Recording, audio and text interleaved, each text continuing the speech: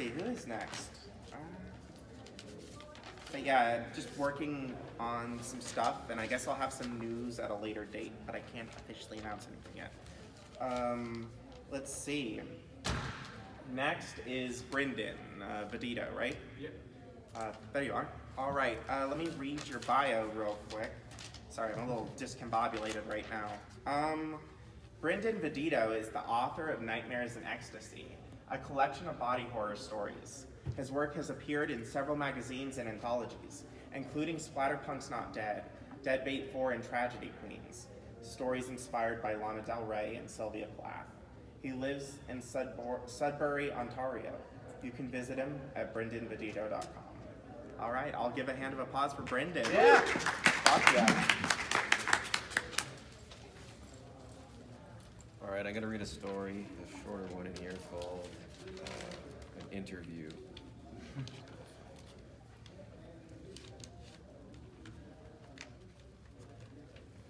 Okay, I made it, Jeremy said into the wireless headset hooked over his ear. Climbing out of his shitbox car, he closed the door and started up the path. Gravel crunched like small bones underfoot. The house at the end of the driveway was completely unlit, a deeper darkness against the night sky. Its angles were outlined sketched in moonlight, like something an artist began drafting but quickly abandoned. His headset crackled, making him jump. You still have a signal. I'm impressed, came the voice of Laney Clark, his editor and sometime fuck buddy. That's not how these things usually work. Jeremy laughed nervously. Don't date yourself. You can probably get a signal on the moon nowadays. And besides, I'm still in the city. But you're also on Ladyband 395's property, she said in a spooky, wavering voice. Who knows what kind of booby traps he has rigged around the place. That's exactly what I want to hear before interviewing this psycho. Sometimes Jeremy wondered why he worked for Laney's stupid underground e-zine. Then he remembered the way her skin looked under his hands, its soft curves adorned with gothic tattoos. You weak-brained testicle fuck, he thought. Relax, I'm playing, she says. Do you actually think I'd send you into a trap?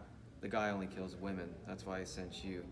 I've been feeding his ego for weeks on an Onion chat room, posing as a male admirer. He's about to get publicity. It would be, she paused, groping for the right word, counterintuitive for him to kill you. Whatever you say, Jeremy climbed the front steps. The old wood creaked under his soles. A frown creased his forehead as a disturbing thought occurred to him. You know how no one's found the bodies? What if the dude has them arranged around the kitchen table like some fucked up dinner party? There isn't enough left of his victims to sit at a table. Did you look at the pictures he posted online? Fuck no. I thought it would be better if I didn't see anything. That way it would be easier to pretend the guy doesn't kidnap women and turn them into prime cuts. She sighed, a typical extravagant Laney sigh. You're supposed to be an admirer, you dumbass. You should have looked at the pictures. He's probably going to want to talk about his work. His work, he said. You're acting like he makes coffee tables for a living. You know he can probably hear you, right? Jeremy leaned back and peered up at the dirty windows. I doubt he's even home. There isn't even a single light on in the house. Do I just knock? Yeah, go for it, Laney said. I'll hang up when he answers the door. Do you remember the interview script? Yeah. He raised his fist to the door. Paint was peeling off in curls like wood shavings. His mouth went dry. Ah, fuck me. Jeremy knocked twice. The sound was ominously loud. He waited in silence, didn't realize he was holding his breath until he sucked in a loud mouthful of air. A minute passed. 2. No answer. He listened for the sound of footfalls, heard nothing. Laney's voice made him jump again. You good? Jesus. Yeah, I'm fine. There's no answer. Try the door. What? He said he might be in his study. He probably didn't hear you. Are you kidding me? Trust me, things will be a lot worse if we walk away. What the hell does that mean? Worse how? Just go inside, it'll be fine. Famous last words. The laughter that trembled out of his chest carried a hysterical edge. Get your shit together and go inside. The tone of her voice sobered him faster than a bucket of ice water. His hand trembled as he reached for the doorknob and gave it a twist. The door creaked open. As soon as he was inside, multiple hands reached out of the adjacent wall to grab him. He flinched, but quickly realized the dark was only playing tricks on his mind. They weren't hands, limp in decayed and death, but hanging tongues of wallpaper. Jeremy sucked in a lungful of air. It smelled strongly of metal. No doubt about it, the place was definitely abandoned. Laney, something's not right. I need to get out of here. Jeremy turned and reached for the doorknob, but it was no longer there. He wasn't standing in the same place he was 5 seconds ago. In front of him was a long hallway terminating in a steel door. The words that came out of his mouth sounded like a cross between a whimper and a scream. The door's gone. The whole place just changed. What do you mean changed? It's dark. I'm sure you just... The door disappeared. Like in the cartoons, did someone build a brick wall behind you while you weren't looking? There's something seriously wrong here. Call the police.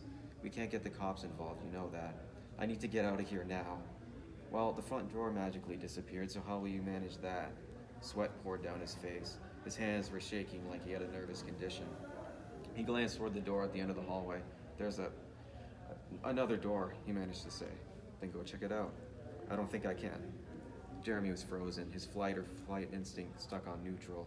Laney's voice insinuated itself into the soft tissue of his brain. You need to move.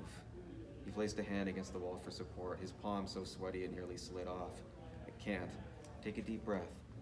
Jeremy obeyed, hearing the wet intake of air as he sucked snot higher into his nose. Now let it out. It spluttered out in the choked gust. Now move, goddamn you. His feet carried him like an unwilling puppet down the hallway. He blinked sweat from his eyes, and a room abruptly, inexplicably appeared on his left. He screamed and made a half-assed evasive maneuver that ended with him colliding with the opposite wall. The room was lightless, its walls tiled with some dark, reflective surface. He leaned forward for a better look, trying to figure out what he was looking at, when an explosion of white light filled his vision, followed seconds later by the roar of static.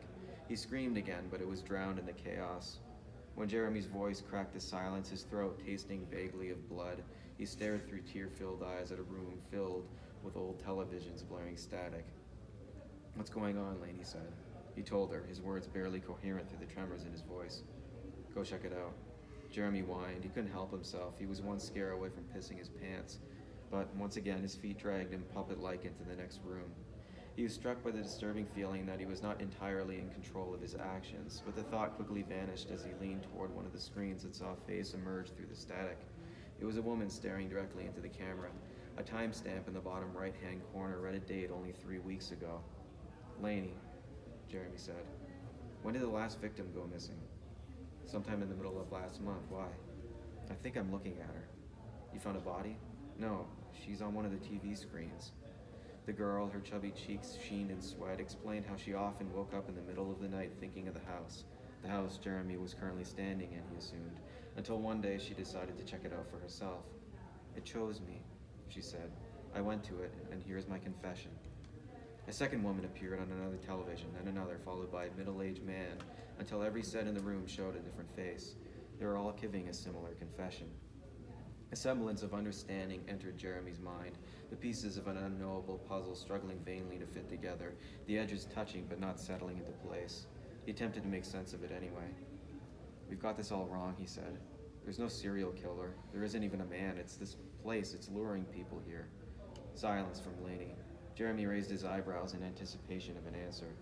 He was about to ask if she was still there when the headset crackled and she said, Who do you think you've been talking to?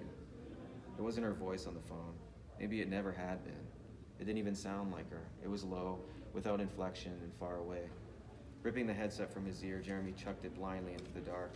He was standing at the end of the hallway now, directly in front of the steel door. Glancing over his shoulder, he prayed for an exit, but a wall of televisions barred his path.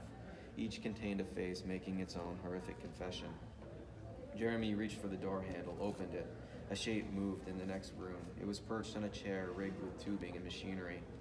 A second movement out of the corner of his eye caught his attention. The walls were a confusion of rusted machinery and naked human bodies.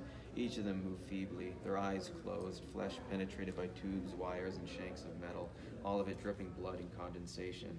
He recognized some of the faces from the television room and vomited between his shoes. The shape perched on the chair moved again. As it closed the distance between them, Jeremy failed to make out anything familiar. It was like staring at an abstract sculpture given perverse life. Something cold and wet clamped over his mouth. He couldn't even scream as metal tubes pierced his chest, breaking ribs and taking root in his organs. It was his turn to confess. Thank you.